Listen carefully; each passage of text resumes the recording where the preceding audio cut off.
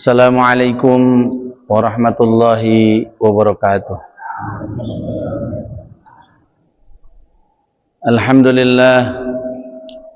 Alhamdulillahilladzi ja'alana min ibadihil mu'minin. Asyhadu an la ilaha illallah wahdahu la syarikalah al-malikul haqqul mubin. Wa asyhadu anna Muhammadan 'abduhu wa rasuluhu as-sadiqul wa'dil amin. Allahumma salli wa sallim wa barik ala sayyidina wa habibina wa syafi'ina wa karimina wa maulana Muhammadin wa ala alihi wa ashabihi wa man tabi'ahum bi ihsanin ila yaumiddin, amma ba'du. Subhanaka la ilma lana illa ma 'allamtana innaka antal alimul hakim. Rabbi shrah li sadri wa yassir li amri wa halul 'uqdatam min lisani yafqahu qawli. Wa qala ta'ala a'udzu billahi minasy syaithanir rajim. Bismillahirrahmanirrahim. Wa huwa alladzi yatawaffakum bil-laili wa ya'lamu ma jarahtum bin-nahari thumma yab'atsukum fihi liyuqda ajalun musamma thumma ilaihi marji'ukum thumma yunabbi'ukum bima kuntum ta'malun. Wa qala Rasulullah sallallahu alaihi wa alihi wasallam, man shalla subha fi jama'atin fahuwa fi dhimmatillah. Atau kama qala Rasulullah sallallahu alaihi wasallam. Para alim ulama, para sesepuh dan tokoh masyarakat, wabil khusus yang ada di Kecamatan Pangah, wabil khususnya lagi yang hadir pada kesempatan subuh berjamaah di Masjid Baitur Rahim Sultan Haji Hasan Al-Balkiyah. Mudah-mudahan kita semuanya senantiasa dikumpulkan oleh Allah dalam kebaikan, dipisahkan dalam kebaikan. Ijtama'a fillah waftaraqa fillah. Menjadi orang-orang yang berjumpa di jalan Allah, berpisahnya juga di jalan Allah Subhanahu wa ta'ala. Dan juga kepada segenap jamaah subuh yang kami hormati dan kami muliakan. Qul bi fadlillahi wa bidzalik, qul bi fadlillahi wa bi rahmatihi fa bidzalika falyafrahu. Kalau boleh kita gembira, kalau boleh pagi ini ada orang yang bahagia, yang senang dan gembira, kitalah salah satunya. Bukan karena pagi ini kita ketemu emas di Kurung Sabe sebesar 1 ton. Bukan karena kemudian pemerintah atau Wali Nangro mengizinkan kita untuk menebang kayu-kayu yang diameternya 2 meter, 3 meter dan dibagi-bagikan kepada masyarakat. Ya, bukan karena pada kesempatan pagi ini tiba-tiba kita dapat bansos per orang 1 miliar dari pemerintahan atau dari rezim yang memimpin negeri ini. Bukan karena itu. Tapi kalau kita mau berbahagia pagi ini, kita punya alasan yang cukup. Kalau kita mau gembira pagi ini, kita punya alasan yang cukup. Apa alasan utamanya? Qul bi fadlillah wa bi rahmatihi fa bidzalika falyafrahu. Karena kita dapat rahmat daripada Allah, dapat karunia daripada Allah Subhanahu wa taala. Karunia besar yang Allah berikan kepada kita yang pertama adalah iman. Wa kafa bihi minan ni'am, dan itu sebesar-besar nikmat. Tidak ada yang lebih diinginkan oleh Firaun kecuali pengen iman. Dia sempat mau beriman tapi terlambat.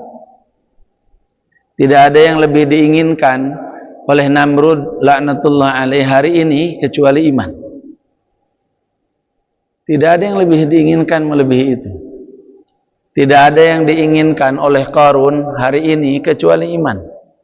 Seandainya secara imajinatif pada kesempatan pagi hari ini seluruh penghuni neraka atau calon penghuni neraka itu dibangkitkan dan kemudian ditanya kepada mereka, kamu ingin jadi apa? Maka niscaya mereka akan berkata, kami ingin menjadi seperti kamu, menjadi orang yang beriman. Dahsyatnya itu iman, sehingga seluruh raja-raja di dunia menginginkannya. Seluruh penguasa-penguasa yang disebut dalam Al-Quran itu menginginkannya. Tapi kerap kali kemudian jemaah yang dimuliakan Allah, kita tidak merasa bahwa kita punya sesuatu yang sangat luar biasa. Al-Fakir Ahmad Syaikhu ini kebetulan oleh Allah kadang dihantar ke negeri-negeri kafir. Jamaah yang dimuliakan Allah dihantarkan ke Cina. Kasihan saya lihat orang Cina di negeri Cina ini. Mereka punya semuanya tapi tidak punya iman. Negeri mereka menjadi negeri besar, penduduk mereka penduduk terbesar, 1,5 miliar penduduknya. Sekarang ini kalau kita lihat dari pucuk kepala sampai ke ujung kaki, semuanya Cina. Ini sorban yang saya pakai ini made in Cina. Kopiah yang saya kenakan ini made in Cina. Ini gamis ini mereknya saja Haromen, sebetulnya dijahitnya juga di Cina. Sarung ini saya beli di Aceh, tapi ini asli produk Cina, hanya mereknya saja. Mananya apa? Mereka punya semua. Tapi ketika mereka tidak punya iman, tidak punya Allah, nggak percaya sama Allah, mereka nggak punya apa-apa. Idza wajadtani wajadta kulla syai'in wa idza faqadtani faqadta kulla syai'in, kata Allah dalam hadis qudsi. Ya. Jusika sabb usika rabb. Kalau kamu dapat Allah, kamu dapat segalanya. Kalau kamu tidak punya Allah, kamu tidak punya apa-apa. Artinya jamaah yang dimuliakan Allah, orang Cina kalau tidak beriman itu tidak punya apa-apa. Demikian pula halnya kita ke Amerika, duitnya bercokol sampai hari ini, menjadi duit termahal. Paling tidak bukan termahal tapi terkuat. Kalau yang mahal ada dinar, ada dirhamnya apa namanya Kuwait, ada pound sterling, ada euro.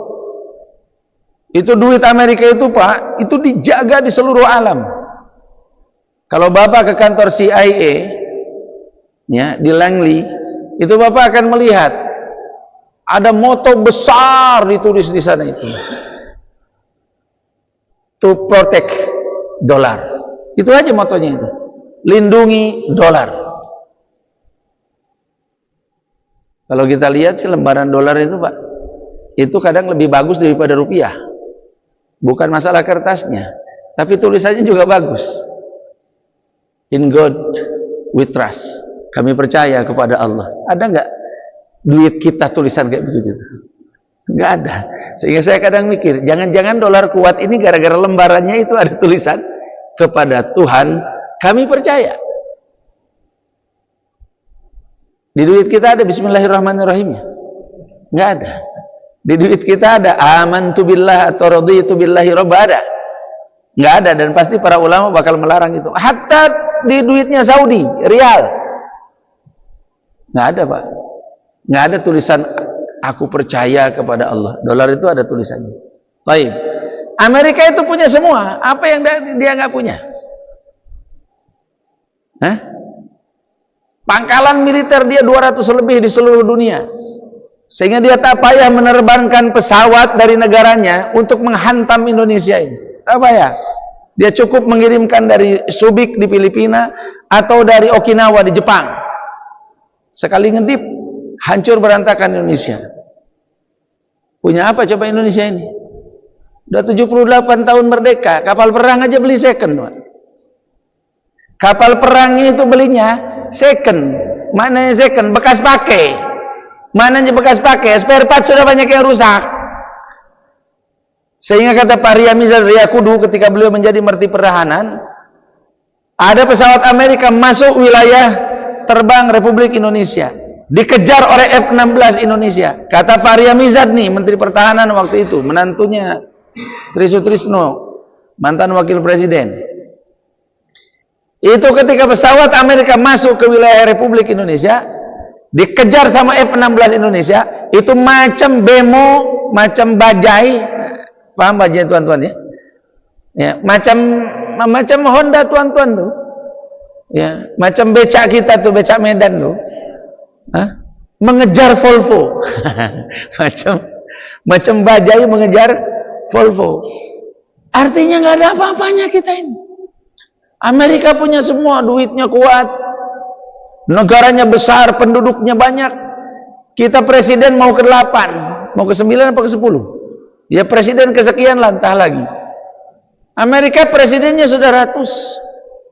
Tuan-tuan yang dimuliakan Allah Subhanahu wa taala. Apapun yang kita buat di Indonesia ini patokannya Amerika. Ekonomi patokannya Amerika, suku bunga bank patokannya the Fed Amerika.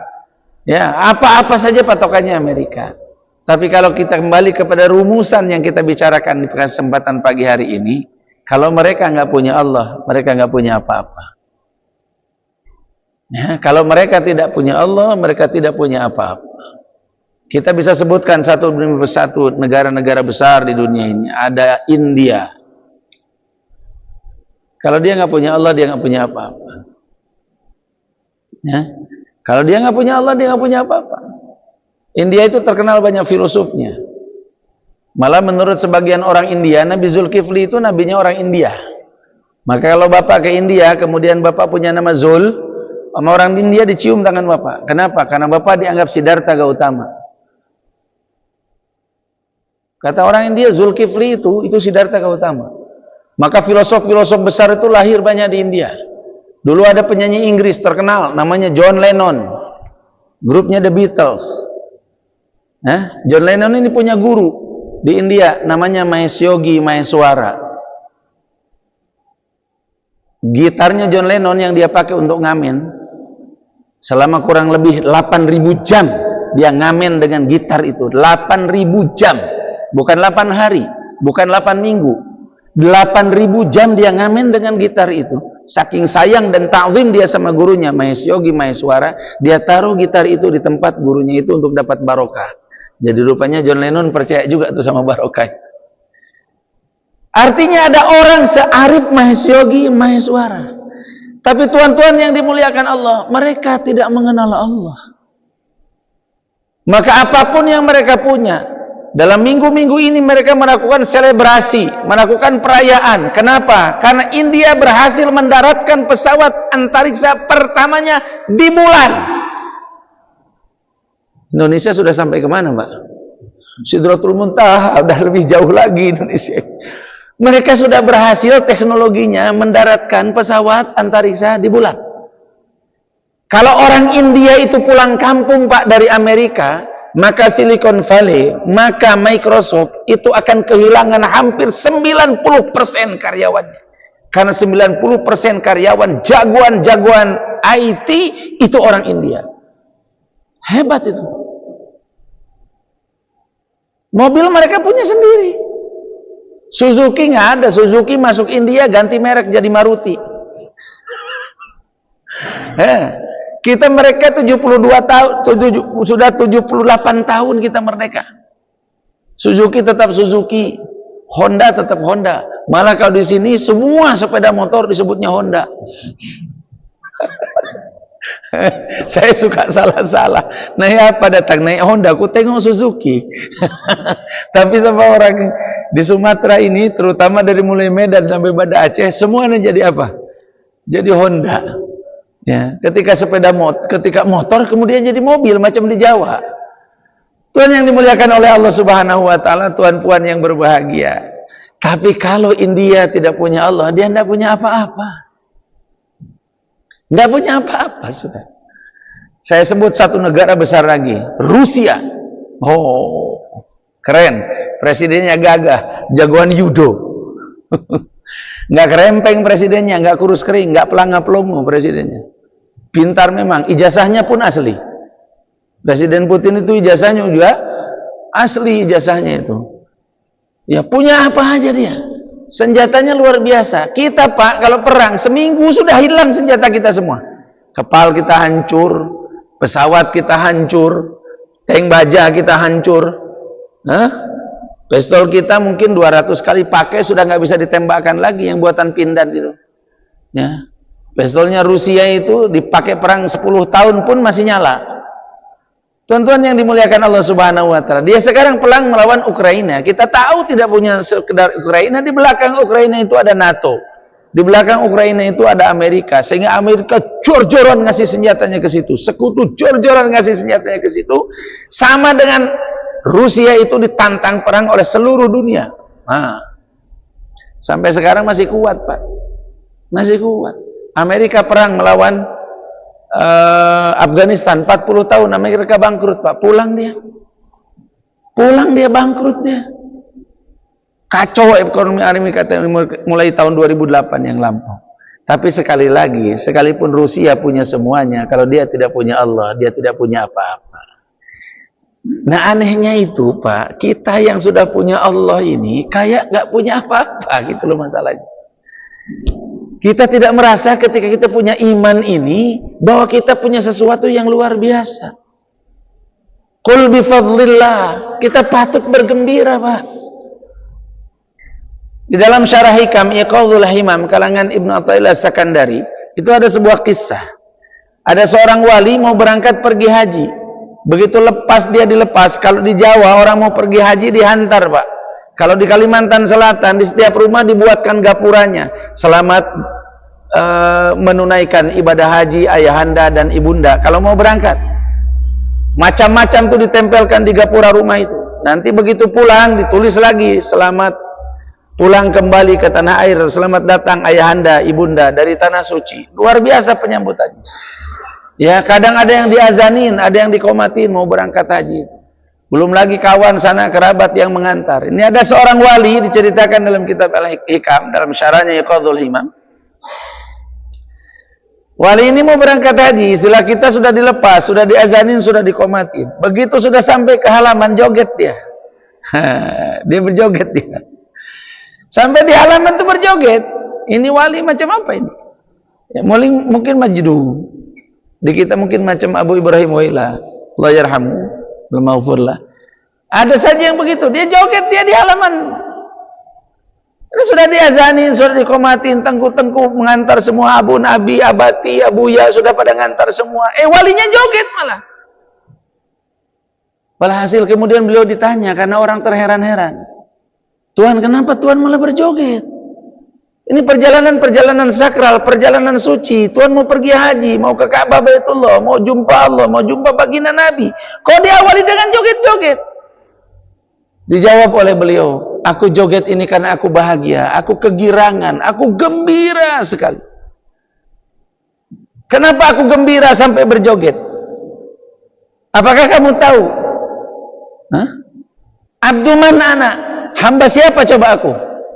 Hamba Allah. Bagaimana aku tidak girang, tidak gembira? Aku ini hambanya Allah.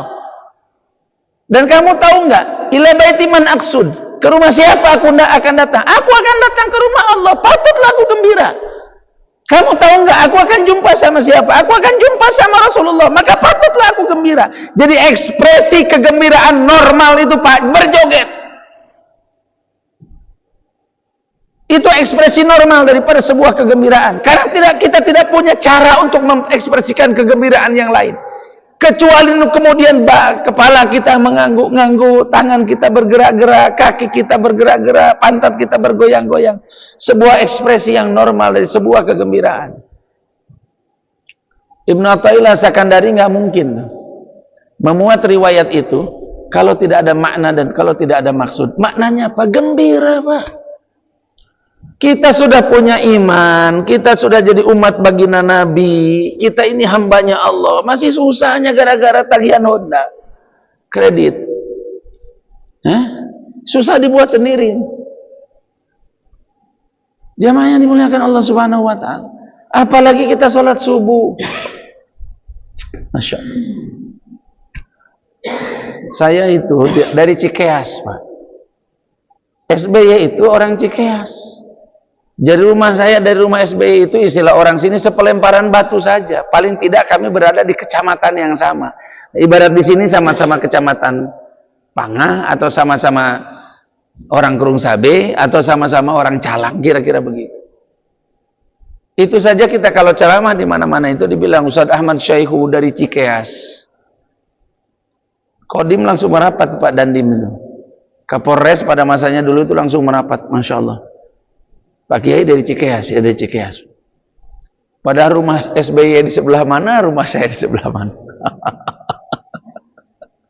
Hanya sekedar dapat nama sama-sama di satu kampung yang namanya Cikeas saja, kita udah dapat kebanggaan dan kemuliaan.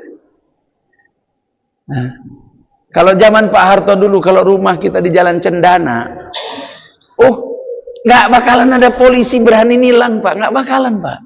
Bebas kita melaju terus di jalan, tak bakalan ada polisi berani nilang. Gak bakalan ada yang macam-macam sama kita. Kenapa? Kita tetangganya Pak Harto. Atau kalau sekarang kita ini jadi tetangganya Pak Jokowi. Atau kalau di Aceh kita jadi tetangga Wali Nangro. Saya kemarin itu di Dusun Abadi, di daerah Gecik, apa itu? Hah? Nah itulah Pak Haji lah yang tahu. Habis sholat subuh saya ceramah. Habis ceramah rupanya di situ ada Abu Doto mendengarkan ceramah saya. Saya ceramah kurang lebih 20 menit. Saya nggak tahu kalau ada Abu Doto di situ, dan saya tidak tahu kalau musola tempat kami tinggal itu adalah musola tempat Abu Doto salat subuh. Pakai tongkat, baru 3 hari pulang dari Swedia. Beliau datang sholat subuh itu, Pak. Gak mentang-mentang mantan gubernur, orang top yang punya sejarah, dia enggak, beliau datang sholat subuh. Itu saja saya merasa bangga, Masya Allah. Aku ceramah di hadapan Abu Doto, Masya Allah, luar biasa. Habis lepas itu kami dikasih buku. Sekarang ada nggak perasaan yang sama ketika kita melihat di negeri kita itu begitu banyak masjid, dan nggak ada di Aceh ini nggak ada masjid yang jelek? Saya heran juga. Saya lomba sama kawan-kawan, kita cari masjid yang jelek, nggak dapat, Pak. Kalau dapat ada juaranya gitu loh, nggak dapat. La haula wala quwata illa billah. Masjidnya bagus-bagus. Tapi ada nggak perasaan dalam hati kita? Kita merasa tentram ketika kita melihat rumah Allah. Kita tentram ketika kita masuk ke dalam rumah Allah. Kita juga heran sampai sekarang. Kenapa ya? Kalau setelah selesai melaksanakan sholat berjamaah itu, dalam hati itu ada yang berbunga-bunga.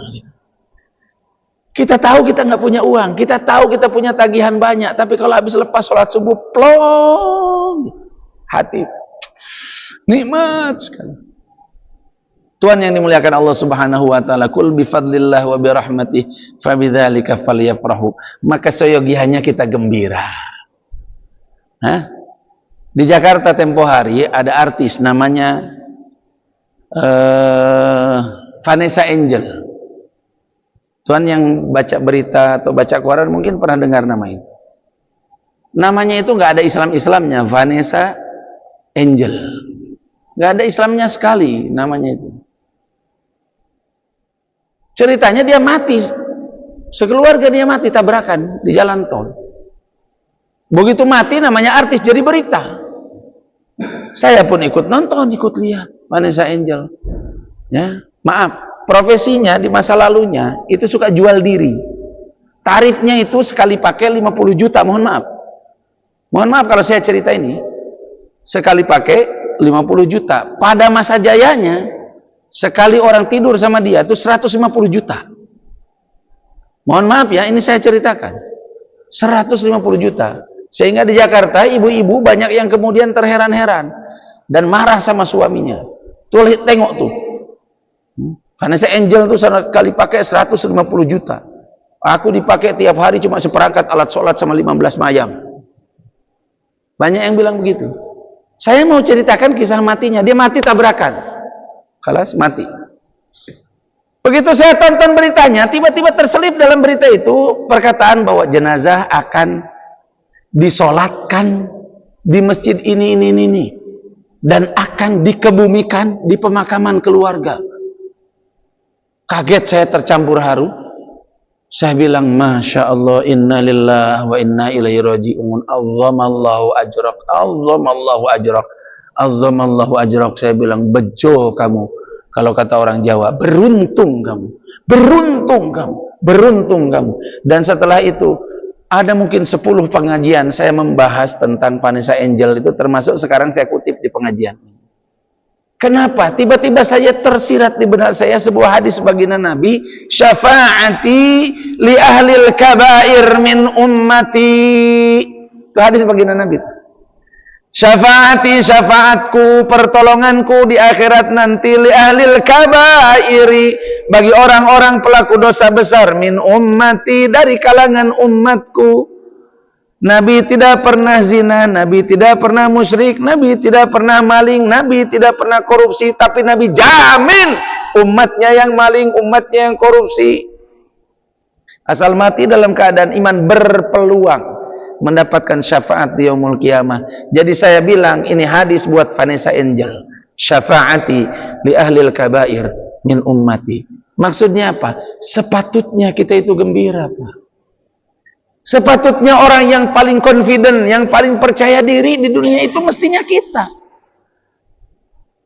Jangan sampai, mohon maaf, jangan sampai Bapak berangkat ke Medan, di Medan ketemu sama Cina. Bapak kemudian ngeluh sama Cina itu, macam mana Tengku sekarang hidup di Aceh? Payah kali sekarang hidup di Aceh itu, apa-apa mahal. Payah kali sekarang hidup di Aceh, tak macam setelah tsunami itu, bantuan banyak sekali. Tak payah kali hidup di Aceh itu, mending hidup di bawah kekuasaan Jawa daripada kekuasaan bangsa sendiri, umpama. Bapak mengeluh di hadapan Cina tentang repotnya hidup jadi orang Aceh. Ketika si Cina itu nanya, macam mana sekarang kehidupan di Aceh Tengku? Kemudian Bapak jawab seperti itu.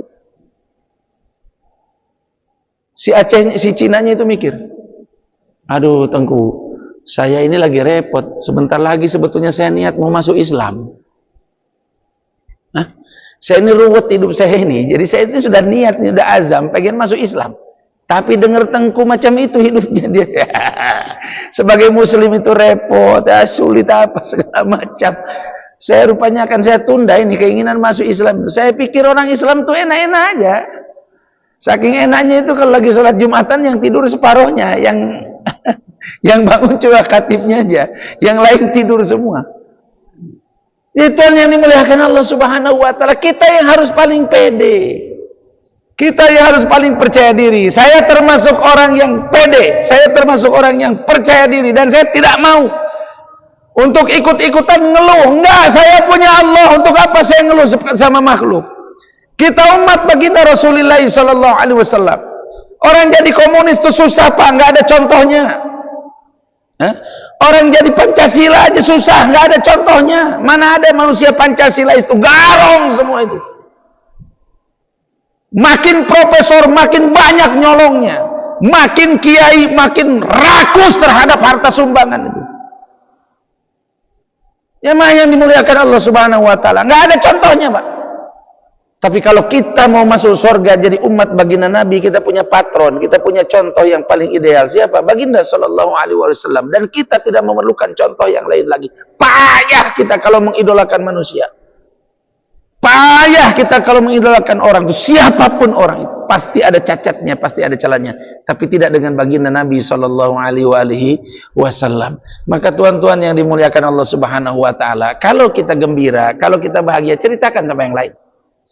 Amma bi ni'mati rabbika fahaddits. Kita dapat nikmat iman, kita dapat nikmat Islam, kita nikmat jadi umat baginda Nabi, kita nikmat rukuk sujud dalam subuh, rukuk sujud di masjid, sholat berjamaah di masjid, itu nggak ada kenikmatan melebihi daripada itu. Kita ceritakan sama orang, Pak. Kita ceritakan sama orang. Kita bilang sama si engkau Cina itu, kok ente kalau hidup pengen tenang masuk Islam, beres urusan ente. Kita ceritakan sama orang. Ada mie Aceh enak, kita bawa sanak kerabat keluarga. Ya, ada supermarket baru, kita bawa sanak kerabat dan keluarga. Kita ke Jakarta, datang bersama sanak kerabat dan keluarga. Kadang kakek-kakek, datuk-datuk yang sudah tua, kita dorong, kita bawa. Kenapa? Ingin menikmati suasana enak, ingin tidur di hotel yang enak, ingin makan di tempat makan yang enak. Kenapa iman kita tidak bawa-bawa orang, tidak ajak-ajak orang? Kurang nikmatkah iman itu? Kenapa untuk sholat kita tidak ajak-ajak orang? Kalau seorang ayah tidak mengajak anaknya untuk sholat, seolah-olah dia berkata kepadanya, nak, cukup abah saja, sudah kadung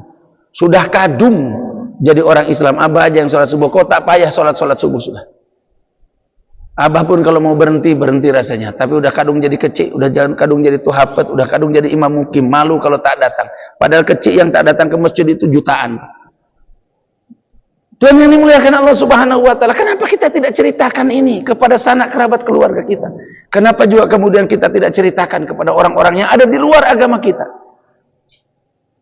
Tuhan yang dimuliakan Allah Subhanahu wa taala, maka mari setelah sholat subuh ini kita cerita-cerita sama orang. Kami biasanya kalau di kampung lepas sholat subuh, pagi-pagi kami keliling di kampung itu, cari penumpang baru. Cari penumpang baru. Itu biasanya tetangga kalau kita datang silaturahmi, pulangnya dari masjid, kita juga masih punya wudhu lagi, belum batal wudhu, masih punya wudhu, lewat ke depan pagar rumah tetangga, dia kebetulan lagi manasin mobil, lagi manasin motor. Begitu kita lewat, assalamualaikum, waalaikumsalam, aduh ya mohon maaf, saya lagi dinas luar kota terus, sudah lama nggak ke masjid, mohon maaf. Kok mohon maafnya sama kita? Mohon maafnya sama kita, tapi tak payah dah apa-apa. Oh iya, Masya Allah. Insya Allah ya besok, ya, Insya Allah Pak, besok ke masjid kita Pak. Ada juga yang lagi nyuci-nyuci mobil pagi-pagi menjelang berangkat ke kantor, begitu kita ke sama, Ji, apa kabar Ji? Sehat, alhamdulillah. Gimana? Baik-baik saja, baik-baik saja. Udah 2 tahun dia nggak pernah ke masjid, dia bilang baik-baik saja. Bayangkan coba Pak. Ada orang yang udah 2 tahun gak pernah ke masjid, dia bilang baik-baik saja. Yang baik itu apanya, Teguh? Yang baik apanya kalau 2 tahun gak pernah ke masjid itu? Di mana baiknya itu? Gak mungkin hidupnya baik-baik saja itu. Gak mungkin. Dia cuma formalitas aja dia bilang hidup baik-baik. Gak mungkin. Gak mungkin ada orang yang gak sholat tuh bahagia. Gak mungkin. Nggak mungkin ada orang sepunjang ada masjid dia nggak pernah sholat berjamaah ke masjid kemudian bahagia. Nggak mungkin, nggak mungkin sudah. Nggak mungkin ada orang kafir hidupnya tenang dan bahagia. Tidak mungkin, tidak mungkin. Kalau boleh kita sumpah 100 kali, kita sumpah demi Allah 100 kali dan kita bilang tidak mungkin. Jangan tertipu. Allah bilang fala tu'jibka amwaluhum, kalian jangan kagum melihat orang yang banyak hartanya, wala auladuhum, banyak anaknya, banyak pengikutnya, besar partainya, pemenang pemilu. Fala tu'jibka amwaluhum wala auladuhum, innama yuridullahu liyu'adzibahum, harta mereka, jabatan mereka, pangkat mereka untuk menyiksa mereka sendiri. Tidak ada tenang kecuali dalam zikir. Tidak ada bahagia kecuali dalam taat kepada Allah Subhanahu wa taala. Maka kena kita ajak-ajak orang untuk datang ke masjid. Begitu ada orang punya problem, kita bilang, "Bro, kalau mau selesai lu punya problem, lu datang ke masjid." Ya, ada orang mengeluhkan tentang utangnya. "Bro, kalau kamu ingin lunas utangmu, kau datang ke masjid. Bangun hubungan antara kau dengan Tuhan, maka hubunganmu dengan makhluknya akan diselesaikan oleh Tuhan." Itu saja yang bisa kami sampaikan di kesempatan subuh pagi ini. Mudah-mudahan bermanfaat. Saya tidak berniat untuk ceramah, Teguh. Ya, saya malu kalau ceramah di Aceh itu. Kenapa? Ya, orang Jawa itu masih kencing berdiri, orang Aceh sudah ke Mekah. Tak patut kami menceramahi orang Aceh. Tapi kalau saya memberanikan diri ceramah di kesempatan pagi hari ini, saya hanya sekedar ingin menunjukkan, inilah kami, orang Jawa, orang datang dari Pulau Jawa. Inilah buah dakwah nenek moyang tuan-tuan dulu yang datang bawa agama ke kampung halaman kami. Ini buahnya, ini hasilnya. Dan Tuhan sekarang sedang menikmati hasil dan buahnya itu. Yang benar datangnya dari Allah, yang salah pasti datang dari kesalahan saya sendiri. Kepada Allah saya mohon ampun, kepada tuan-tuan saya mohon dimaafkan dan dibukakan pintu maaf yang sebesar-besarnya. Aqulu qouli hadza wa astaghfirullahaladzim li wa lakum. Assalamualaikum warahmatullahi wabarakatuh. Waalaikumsalam.